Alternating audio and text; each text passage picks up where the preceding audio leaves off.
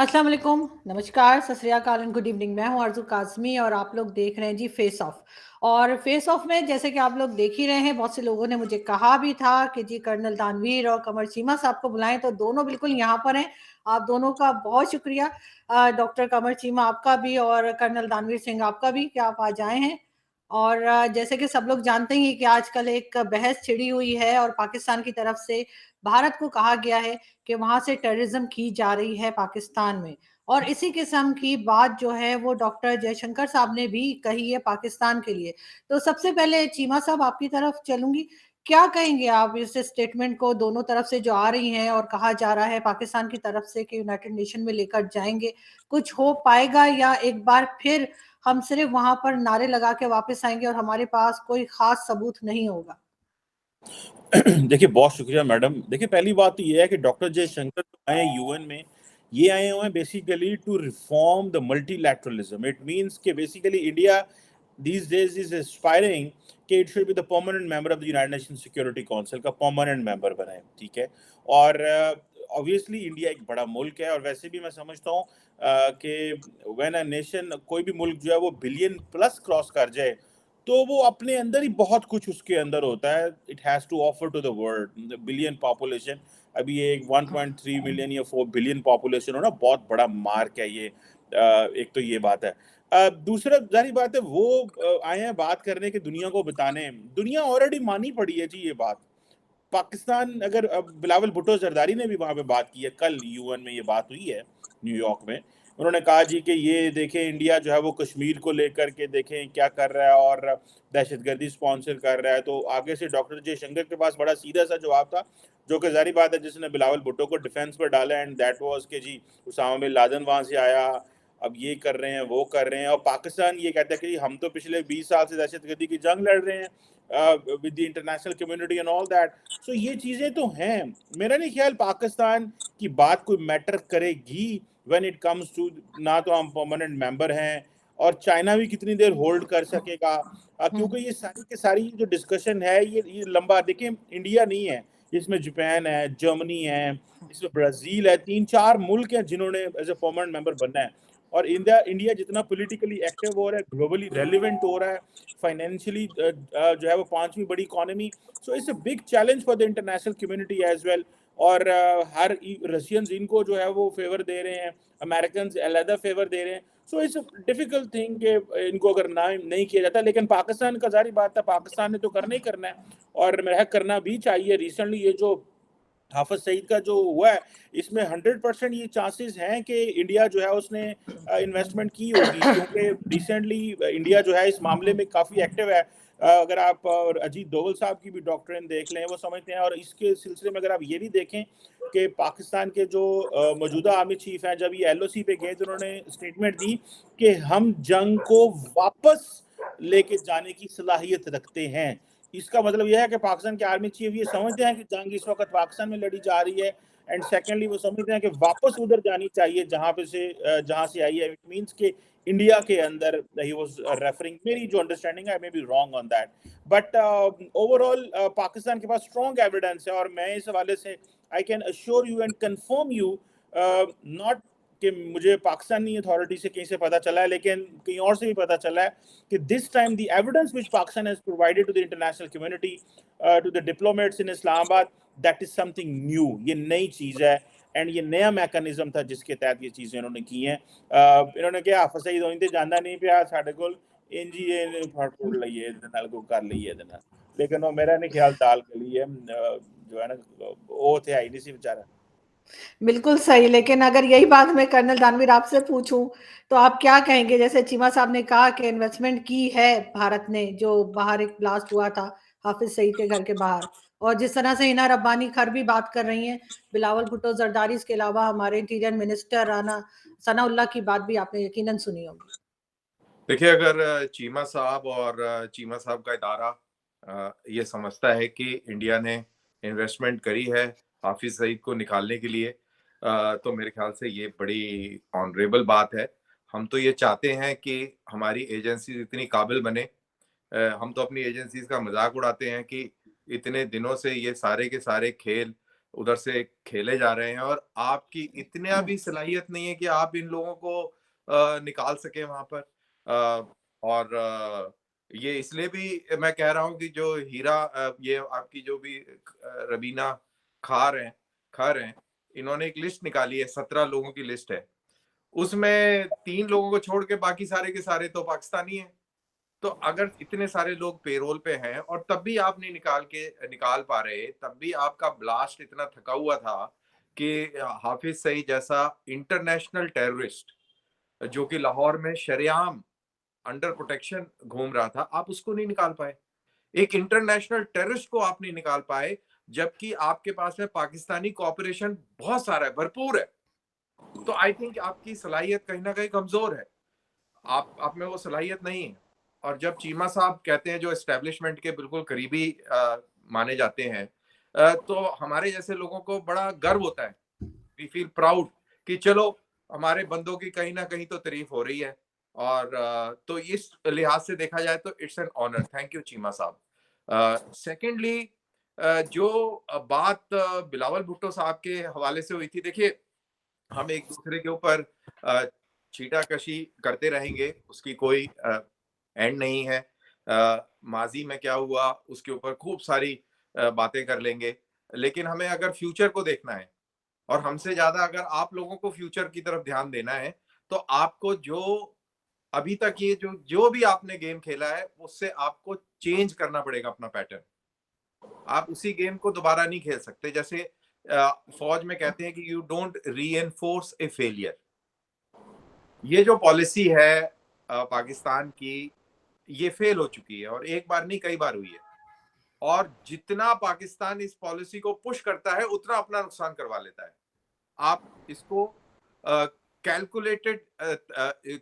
Calculated तरीके से आप इसका एनालिसिस करिए। कैलकुलेटेड कह रहा हूं, साइंटिफिकली आप इसका एनालिसिस करिए कि आपने जब जब इस कहानी को लेकर अपना एजेंडा आगे किया है और फौज को आगे किया है या फौज ने पॉलिटिशियंस को आगे किया है, नुकसान at the end of the day किसका हुआ है? हमारा भी हुआ है, हमारी भी पैसा खर्च होता है, जाने जाती हैं, लेकिन हारता कौन है? Who is the bigger loser? आज आपके कंट्री के हालात देख लीजिए, ये हालात कैसे पहुंचे? ये इसलिए पहुंचे क्योंकि आप लोग प्रैक्टिकल नहीं थे। प्रैक्टिकल होना लाइफ में बहुत जरूरी है। सिचुएशन चेंज हो गई है पिछले 75 साल में, थिंग्स हैव चेंज और इंटरनेट का जमाना है। आज के जमाने में कश्मीर का एक एक बच्चा जो है इंटरनेट देख रहा है, वो बलूचिस्तान में क्या हो रहा है उसकी इमेजेस देख रहा है, पाकिस्तान में क्या होता है उसकी इमेजेस देखता है, फिर वो प्रोपेगेंडा दोनों साइड का कंपेयर करता है और फिर खैर मनाता है कि देखो यार हम लोग बच गए। आज कश्मीर के अंदर जिस तरीके का डेवलपमेंट है, जिस तरीके की पीसफुल सिचुएशन है और जो यंग बच्चों के अंदर जो एस्पिरेशन है और वो आइडेंटिफाई कर पा रहे हैं अपने आप को कि रियलिटी क्या है और इतने सालों से हमें बेवकूफ बनाया गया, वो कहानी क्या है। देखिए, आप चाहे कितना भी कंट्रोल कर लें, आप कितनी बड़ी फौजें लगा लें, लेकिन जो रियल सेंटिमेंट है वो आप दबा नहीं सकते। ईरान नहीं दबा पाया, चाइना नहीं दबा पाया, चाइना जैसा ऑटोक्रेटिक कंट्री नहीं दबा पाया। आप बाकी छोड़िए, आप लोग नहीं दबा पाए। आप लोगों ने बलूचिस्तान की खबरें दबा के रखी, आपने खैबर पख्तूनख्वा की जो खबरें हैं मेन स्ट्रीम मीडिया में दबा के रखते हैं, लेकिन वो रुकती है क्या? आप बताइए, नहीं रुकती। क्या लोगों का एहतजाज बंद होता है? नहीं होता। तो ये जमाना इंफॉर्मेशन का है, आप इंफॉर्मेशन को कंट्रोल नहीं कर सकते। आदमी के पास अब मोबाइल फोन है जो कि सुपर कंप्यूटर वाली सलाहियत रखते हैं, जो पहले आज से 20-30 साल पहले सुपर कंप्यूटर होते थे, वो एक मोबाइल के अंदर सलाहियत है, वो एनालिसिस कर सकता है। अब आप किसी व्यक्ति को, किसी आदमी को बेवकूफ ना समझें कि यार इसको कोई पता ही नहीं है, हम इसको ये वाला चूरन खिला देंगे और वो वाली लाइट दिखा देंगे और ये उसके पीछे जुगनू के पीछे भागता चले जाएगा। ऐसा नहीं है। Things have change, younger generation has change. आपके यहाँ भी चेंज हुई है, मेरे यहाँ भी चेंज हुई है, और आपको इस यंगर जनरेशन, इसकी एस्पिरेशन और इसकी ट्रेजेक्टरी को समझना होगा। बिलावल भुट्टो, पाकिस्तान आर्मी, पाकिस्तान के पॉलिटिशियंस, पाकिस्तान की स्टैब्लिशमेंट और पाकिस्तान की कमर चीमा साहब जैसे जो सॉफ्ट पावर टूल्स हैं, उनको ये चीज समझना चाहिए कि ये चीज कैसे चल रही है और हमको क्यों मॉडिफाई और मॉड्यूलेट करने की जरूरत है। आप लोगों को अपनी इकोनॉमी के ऊपर कॉन्सेंट्रेट करना है। आप लोगों को वो सारी चीजें नहीं करनी है जिसकी वजह से आपका ये हाल हुआ है। और बेस्ट एग्जाम्पल मैं आपको बता रहा हूं, वो अफगानिस्तान में तालिबान वाला है। ये आसिम मुनीर साहब को वहां पे देखना चाहिए कि उन्होंने कहाँ इन्वेस्टमेंट करी और क्या डिविडेंड उनको मिल रहे हैं। और ये एक बहुत बड़ा मेजर चैलेंज पाकिस्तान को फेस करेगा। आप हाफिज सईद का गड़ा मुर्दा निकाल के और 1 साल पुरानी बात कह के आप अटेंशन डाइवर्ट करने में असफल रहे हैं। और ये मत करिए, आप चेंज करिए अपने आप को, ये रिक्वेस्ट है।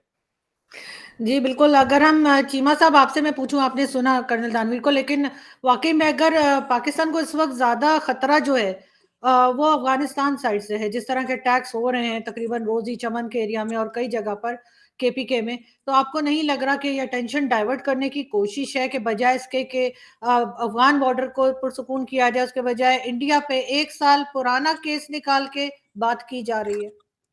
देखिए, 2 चीज़ें हैं। एक है कि अफ़गानिस्तान के बॉर्डर पे क्या हो रहा है, बिल्कुल बात करनी चाहिए, सच्चाई सामने आनी चाहिए, अवाम को बताना चाहिए क्या करना चाह हो रहा है। हमारी क्या गलतियाँ हैं, पार्लियामेंट में डिस्कस करें, फ़ौज को बुलाएँ, एजेंसियों को बुलाएँ, पूछें क्या हो रहा है। दूसरी तरफ अगर एक चीज़ 1 साल पहले हुई है और उसकी तहकीक और उसकी इन्वेस्टिगेशन अभी कंप्लीट हुई है, उसके ताने-बाने देखें, ये जो ट्रांसनेशनल क्राइम है, ये जो ट्रांसनेशनल टेररिज्म है, ये कोई पाकिस्तान में बंदा पकड़ के तो उसकी इन्वेस्टिगेशन नहीं करनी। जब 6 मुल्कों में फॉर एग्ज़ाम्पल या 3 मुल्कों में लोग मुलव्वस हैं, तो इन्फॉर्मेशन ढूँढना, डाटा कलेक्ट करना, कनेक्शन बिल्ड करना, इंटेलिजेंस एजेंसीज़ का पूरी दुनिया में ऑपरेशन करना, मदद लेने में टाइम तो लगता है कि नहीं लगता? अब ज़ाहिर बात है इंडियंस ने फ्लाइट लेके लाहौर में आके पैसे तो नहीं तकसीम किए ना, अवारी होटल बैठे होंगे, पीसी होटल में बैठ के वो कह रहे होंगे आप भाएं तुसी आ जाओ अगे आ जाओ, पैसे ले लो तो जाके वो हाफिज़ सईद के घर के बाहर जनाब कर दो, ऐसे तो नहीं होगा। उन्होंने जो पैसा दिया अंडर कवर कौन ऑपरेशन थे, जैसे कुलभूषण यादव जो था। अब कुलभूषण यादव क्या है, एक ये मैं ये नहीं कह रहा, ये पूरी दुनिया की एजेंसियां करती हैं, पाकिस्तान भी ये काम करता है। ये कोई नई चीज नहीं है, सब करते हैं ये काम, अमेरिकन भी करते हैं, ब्रिटिश भी करते हैं। अब उसको जब टाइम लगा इस चीज पे कंक्लूजन पे पहुंचते हुए कि ये जो कनेक्शन है कैसे बना, वो लोग पकड़े, उन्होंने अपने बारे में बताया, बल्कि मेरी उस वकील से भी मुलाकात हुई जो उन दहशतगर्दों का वकील है। Ma'am let me tell you something very interesting. खैर एनी हाउ वो एक और चीज है, जो है वो दोस्त है अपना, लेकिन क्वेश्चन यहाँ पे ये है कि ये जो चीज है इसको टाइम लगा। हाँ, इसको बहुत सारे एंगल से देखा जा रहा है कि जी टाइम बाय करने की बात की, वो देखें जी कुछ और था नहीं तो ये कह दिया, बड़े एंगल से की जाए, बट दैट डजंट मीन कि इसकी इन्वेस्टिगेशन जो है ज्यादा ज्यादा 2 महीने पहले कंप्लीट होगी 1 महीना पहले कंप्लीट होगी। ठीक है, मेरे तो प्रॉब्लम ये था कि ये राना सनाउल्लाह ने इनरबानी खैर ने क्यों बात की है, ये तो प्राइम मिनिस्टर को पार्लियामेंट में बात करनी चाहिए थी। ये तो इनका तो ध्यान ही कोई नहीं है इन चीजों के ऊपर। भाई आपका ध्यान जिधर जाते हैं, दुनिया की जिस कैपिटल में पाकिस्तानी लीडरशिप जाती है, पहला ध्यान देने पैसे दो, फिर कोई और बात करते हैं। और दूसरी दुनिया की भी एपेटाइट खत्म हो गई है इंडिया के ऊपर, कंप्लेन सुन के देखें which are the fact, these are the facts, ये हमारे सामने होने चाहिए। और ये हमारी लीडरशिप को भी इन चीजों का पता है।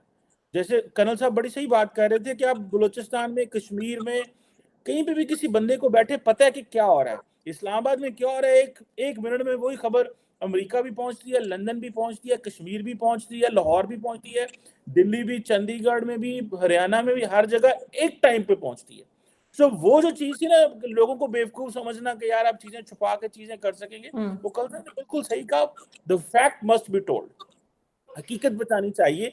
और लेकिन आई पर्सनली फाइंड आउट, मेरी अंडरस्टैंडिंग है इसमें कि ये मैं नाम नहीं लूंगा, लेकिन आई नो पीपल जो चाहते होंगे कि ये चीजें हों या ये चीजें ऐसी हो, लेकिन वो नहीं हुई।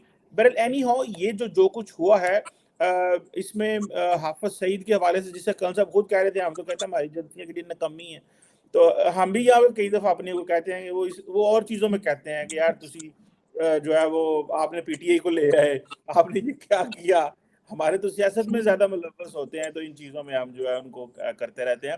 बट द क्वेश्चन रिमेन्स कि ये जो इंडिया वाली साइड है, चीजें बेहतर होनी चाहिए। और इसमें एक जी चीज मैं ऐड कर दूं, ये आप शायद ये सवाल नहीं पूछ पाएंगी। ये बहुत इंपॉर्टेंट होता है किसी भी मुल्क को केस स्टडीज पढ़ना चाहिए, उससे कंक्लूजन ड्रॉ करने चाहिए। ये मेरे एकदम जहन में आया जब चीमा साहब ने कहा कि हमारी एजेंसीज की हम तनकीद करते हैं क्योंकि वो सियासत में मुलविस रहती है। इसी हवाले से मैं यहाँ पर ये आपको कहना चाहूंगा कि आप इंडिया को स्टडी करिए, इंडिया की मिलिट्री को स्टडी करिए, इंडिया की पॉलिटिक्स को स्टडी करिए।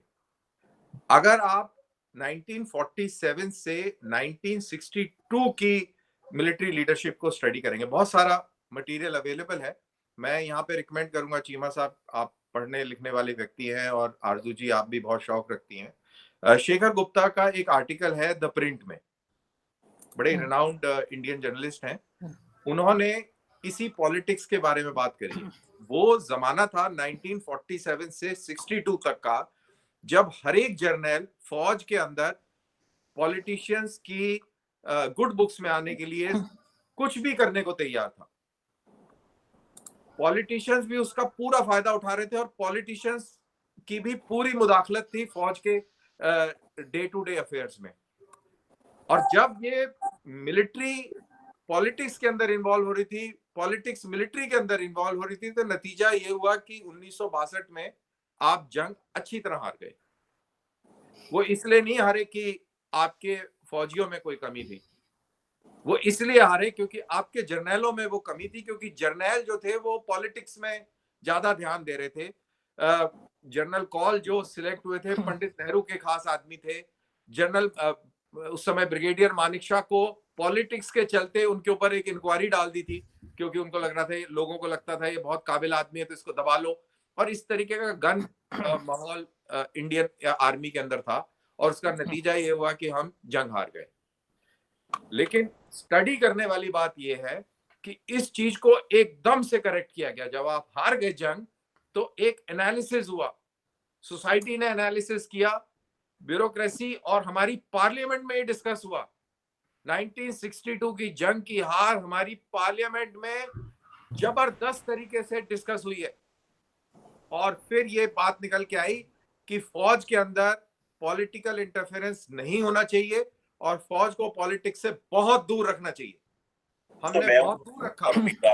और फिर आप देखिए 65 में, 71 में, कारगिल में, और अभी हमारे और चीमा साहब के ग्राही पंजाबी पुत्रों ने चीनियों का क्या हाल बनाया वो आपने देखा। और चीमा साहब तो पंजाबी तगड़े हैं, तो वो अच्छी तरह भाषा भी अच्छी तरह जानते हैं और बड़ी अच्छी तरह वो समझ गए कि साडे भरावां ने की कीता हैगा। ते ਉਹ ਕਨਸੈਪਟ ਉਹਦੇ ਵਿੱਚ ਨਾ ਉਹ ਇੱਕ ਤਾਂ ਬਹਿਸ ਇਹ ਹੋ ਰਹੀ ਹੈ ਵੀਡੀਓ ਪੁਰਾਣੀ ਹੈ ਜਾਂ ਵੀਡੀਓ ਨਵੀਂ ਹੈ, ਠੀਕ ਹੈ, ਨਹੀਂ ਹੈ, ਉਹ ਇੱਕ ਅਲੱਗ ਸਟੋਰੀ ਹੈ। नहीं मैं दस देना वीडियो पुरानी है। ਲੇਕਿਨ ਉਹ ਜਿਸ ਤਰ੍ਹਾਂ ਕਹਿੰਦਾ, ਜਿਸ ਤਰ੍ਹਾਂ ਉਹ ਪਿੱਛੋਂ ਬੋਲਦਾ ਸੀ ਨਾ, ਠੀਕ ਹੈ, ਮੈਨੂੰ ਚੀਨੀਆਂ ਤੇ ਬਹੁਤ ਤਰਸ ਆ ਰਿਹਾ ਸੀ। ਮੈਂ ਕਿਹਾ ਉਹਨੂੰ ਇਹ ਪਤਾ ਹੀ ਨਹੀਂ ਹੈ ਕਿਸ ਅੰਦਾਜ਼ ਤੇ ਇਹ ਕਰ ਰਿਹਾ। ਉਹ ਵਿਚਾਰੇ ਜੁੜ ਕੇ ਇਕੱਠੇ ਹੋ ਕੇ ਉਹ ਆਪਣੀ ਸਟ੍ਰੈਟਜੀ ਦੇ ਸਨ।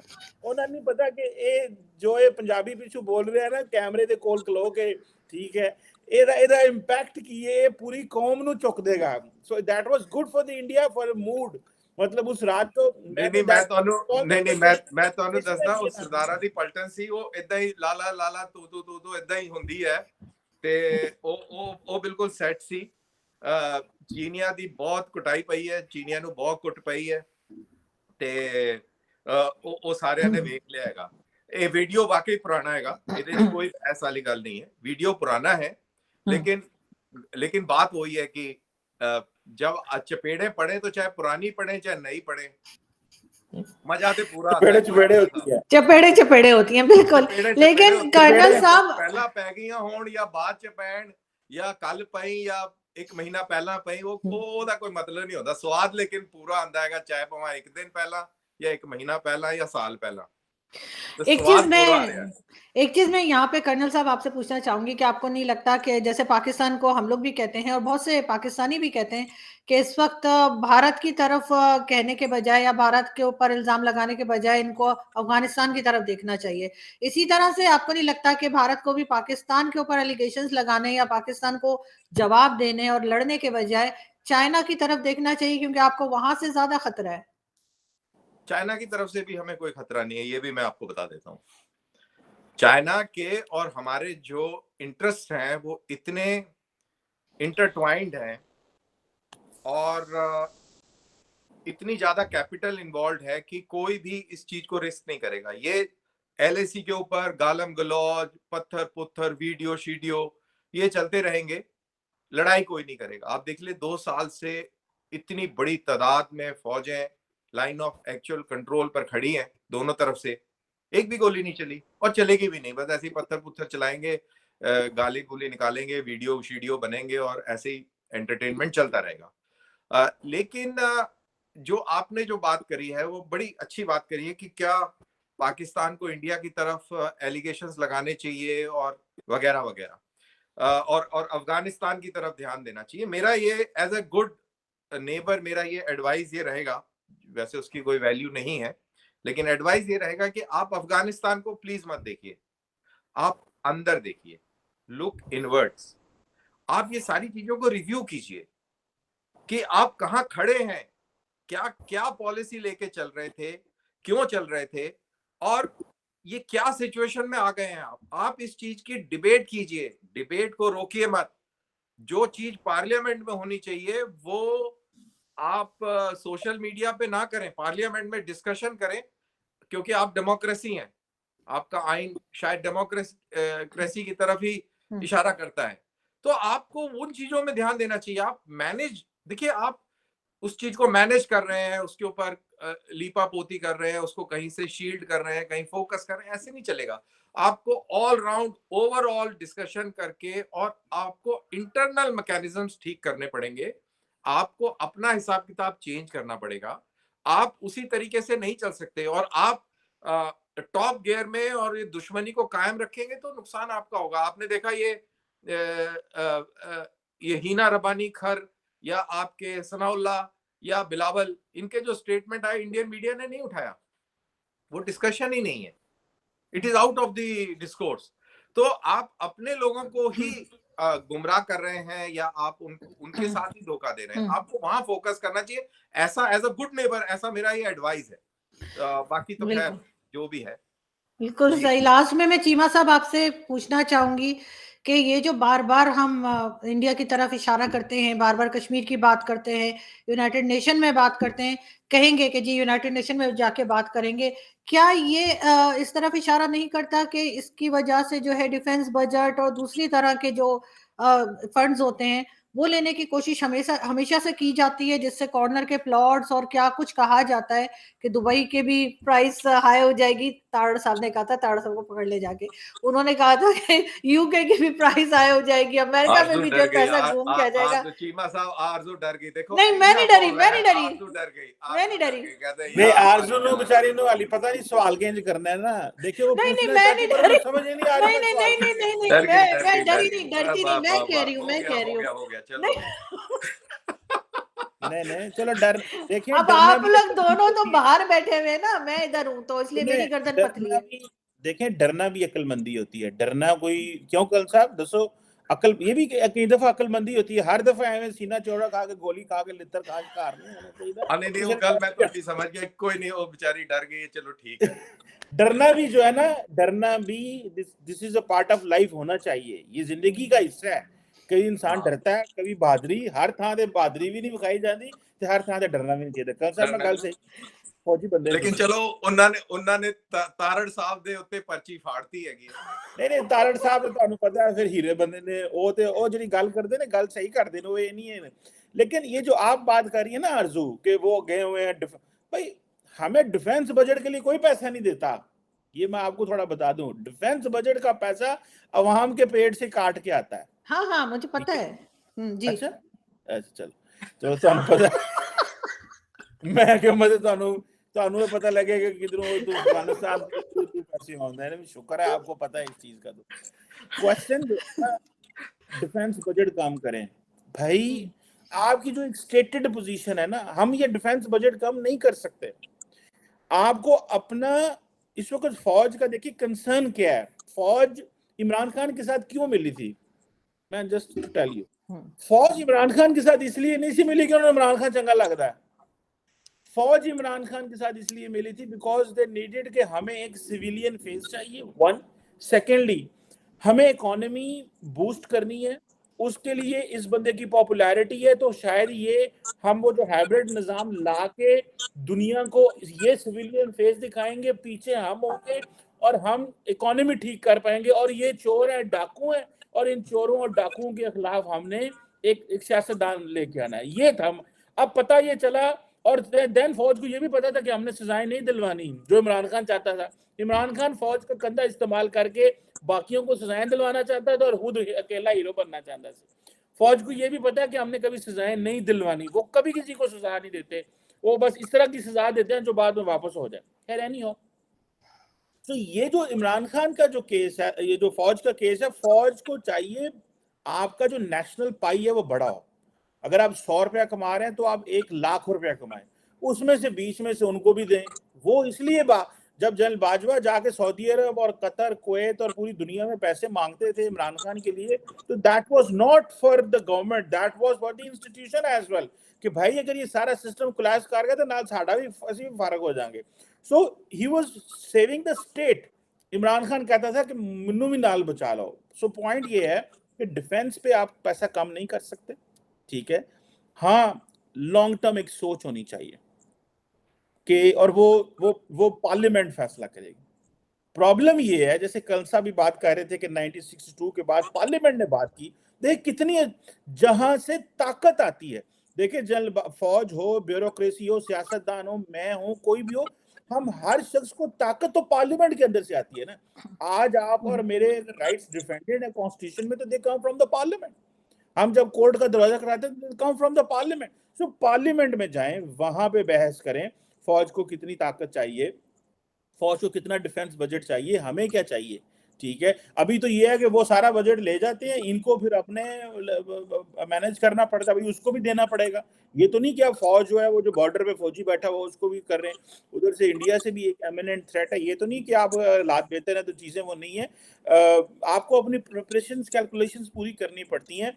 असल चीज ये है, पॉलिटिकल कंसेंसस हो, सियासतदान मिलके बैठे, पॉलिटिकल स्टेबिलिटी हो, बिजनेस चल पड़ेगा। प्रॉब्लम इज नॉट कि पैसा नहीं है, प्रॉब्लम जो है ना, मेरी जो अंडरस्टैंडिंग है वो ये है कि पार्लियामेंट नहीं बैठती, सियासतदान नहीं बैठते, पॉलिटिकल टेम्परेचर कम नहीं होता, इकोनॉमिक एक्टिविटी होती नहीं है दुनिया में, और हम एक दूसरे के कपड़े फाड़ते रहते हैं। इमरान खान कहता है ये चोर है, इनको पैसे ना देना, शहबाज शरीफ कहता है ये फौज का बंदा है, ये तो ये सारा ये साइकिल चल रहा है। देखिए, इसमें ना चीमा साहब, सॉरी आरजू, मैं आपको बाईपास कर रहा हूँ। इसमें चीमा साहब आपका जो पॉइंट है ना कि डिफेंस का बजट कम नहीं कर सकते, मेरा ये मानना है, मैंने पहले भी आरजू से बात करी, डिस्कस किया। देखिए, आपको अपना नजरिया पाकिस्तान को रीविजिट करना पड़ेगा, और जब आप रीविजिट करेंगे तो आप डिफेंस का बजट भी कम कर देंगे और आपको रियलाइज होगा कि आपको इतनी बड़ी फौज की जरूरत नहीं है। आप सिर्फ एक एग्जाम्पल देख लीजिए, ईस्ट पाकिस्तान एक जमाने में पाकिस्तान था, और जो नजरिया पाकिस्तान वेस्ट पाकिस्तान का, या अभी मौजूदा पाकिस्तान का, या वेस्ट इंडिया का, जो मेरे को बड़ा पसंद आता है इसको कहना, जो नजरिया उसका वो है, वही नजरिया ईस्ट पाकिस्तान का और प्रेजेंट बांग्लादेश का था। लेकिन बांग्लादेश ने वो नजरिया कैंसिल करके और नजरिए बांग्लादेश लेके आ गए, और उस नजरिए के चलते बांग्लादेश अभी कहाँ है। बांग्लादेश ने वो सारी चीजें छोड़ दी, तो इंडिया उसके ऊपर चढ़ तो नहीं गया, उसने फौजें कम कर ली, उसका डिफेंस बजट ऐसे नहीं है। इंडिया तो उसकी हेल्प भी करता है, उनके फौजियों को ट्रेन भी करता है, हम तो नहीं चढ़ गए ऊपर। आफ्टर ऑल, अगर यही कॉन्सेप्ट रहता कि जी इंडिया तस्लीम नहीं करता और पार्टीशन को एक्नॉलेज नहीं करता, और उसका मौका जब मिलेगा तो वो हमको खा जाएगा, पी जाएगा, तो इंडिया ने बांग्लादेश को तो नहीं खाया ना। तो ऐसे ही पाकिस्तान को भी नहीं कोई खाएगा, इसलिए नहीं खाएगा क्योंकि हम अपनी पूरी एनर्जीज इस तरफ लगा के रखेंगे तो हम डेवलप कैसे होंगे।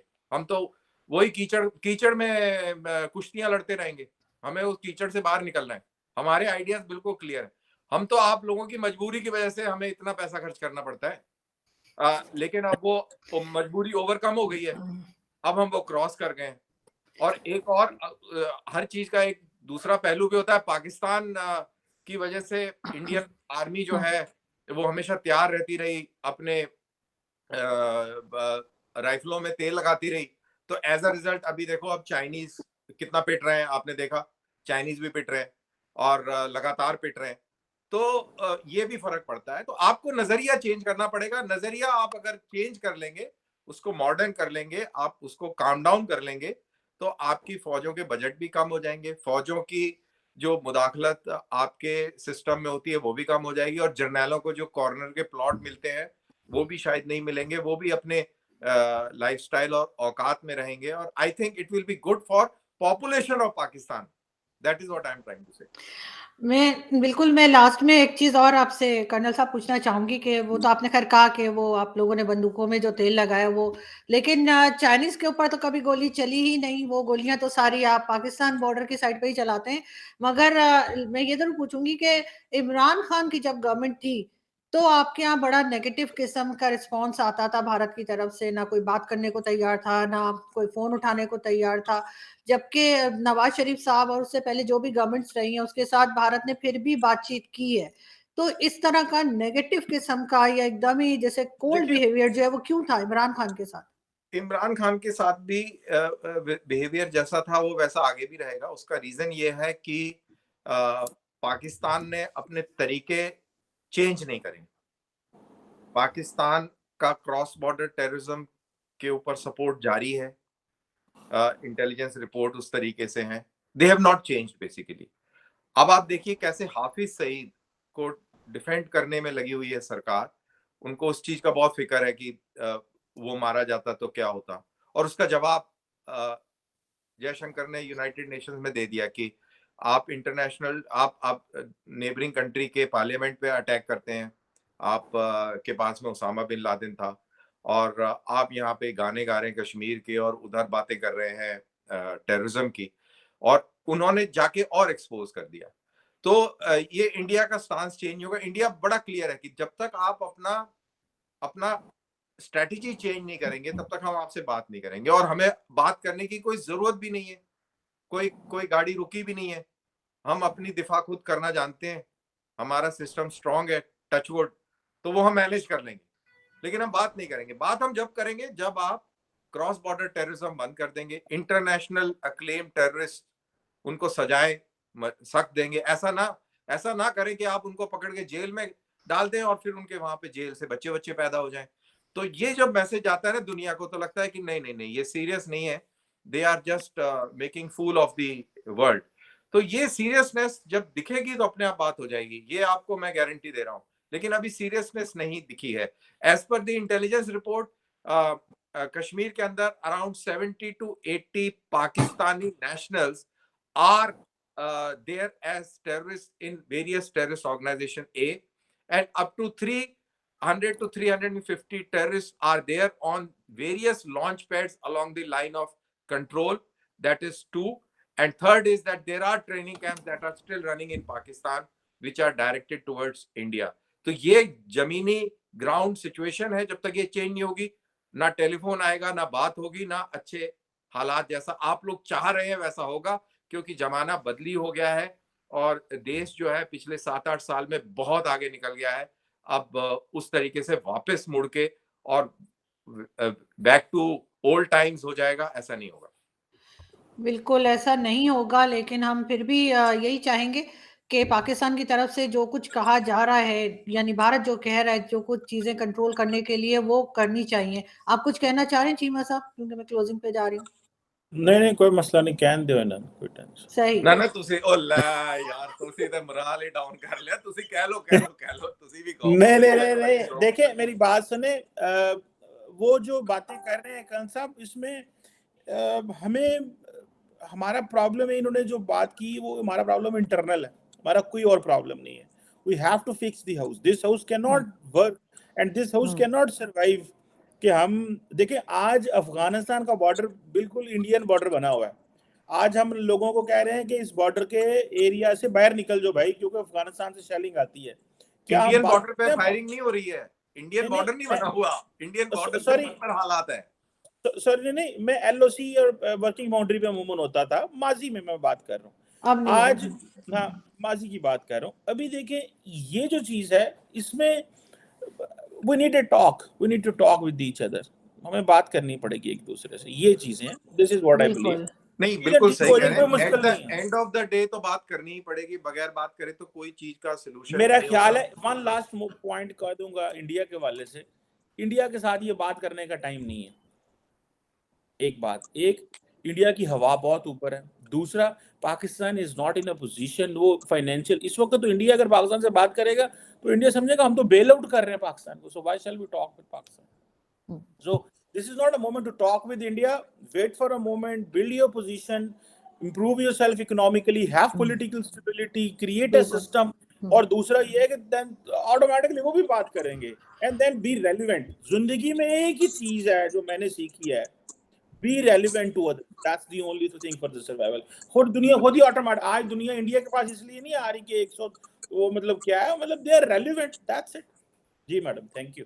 बिल्कुल। और जैसे कि आप सब लोग जानते हैं चीमा साहब का भी यूट्यूब चैनल है और कर्नल दानवीर सिंह का भी, उनको भी सब्सक्राइब कीजिए और मेरे चैनल को भी सब्सक्राइब कीजिए। और वहां से जो क्रिटिसिज्म आती है भारत की तरफ से उसको भी हमें सुनना चाहिए और अपने आप को ठीक करना चाहिए, बजाय इसके कि हम नाराज हो जाएं कि उन्होंने ऐसा कह दिया और वैसा कह दिया, क्योंकि बहुत सी चीजें ऐसी हैं जो वो सच बता रहे हैं और पाकिस्तान को सिर्फ मानने की और समझने की जरूरत है। बहुत शुक्रिया आप दोनों का, थैंक यू सो मच।